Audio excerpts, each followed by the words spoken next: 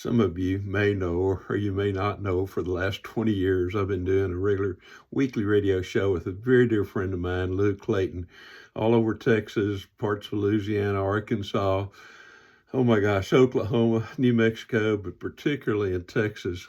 Catfish Radio with Luke Clayton, which also becomes a weekly podcast now, which we've been doing now as a podcast for about, oh my gosh, I'd say probably about the last 2 or 3 years, and then two for the last 5 or 6 years.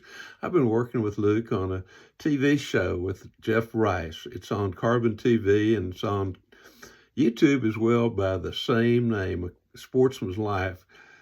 Luke and I have been friends for a long, long time and got in and out of several different things together, but got into a situation here a few years ago. He and I were hunting down on a place, or up on a place, I guess I should say, since I live down below it, up in Northeast Texas. We were there as guests, and we'd been hunting by ourselves and separately for a while, and finally decided one morning, well, we're here to film a TV show for Sportsman's Life. I'll tell you what, Luke, I'll just crawl in a blind with you. And there were a bunch of blinds on this place, fabulous place, very well managed, lots of deer, all those really kind of good things that you look forward to, and low fence, I should say, as well, too. And there wasn't a high fence around anywhere close that we're aware of. But Luke and I, one morning before daylight, crawled up in this deer stand, a deer blind, if you will, about 15, 20 feet off the ground.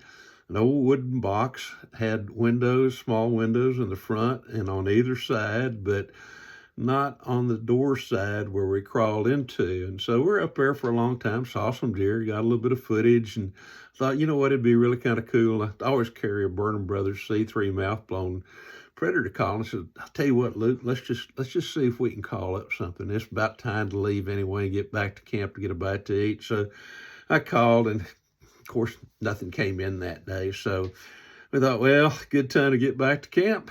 And we tried to open the door. The door wouldn't open. The door would not open. I tried everything, tried pushing on it, tried to jiggle it. Nothing would work. So here are Luke Clayton and I, two long-time outdoor people who done all kinds of different things when it comes to hunting, fishing, and the outdoors. We're stuck in a deer blind. We can't get out of it, not knowing what to do. Now, the windows were just big enough so you could see out of them, shoot out of them if that's what you decided you wanted to do, or film out of them as we were doing that morning. But with there not being a window on the backside where the door was, there was a latch there, one of those old hasp-type latches that when we got into that blind, didn't realize it had closed and there was no way for us to reach it.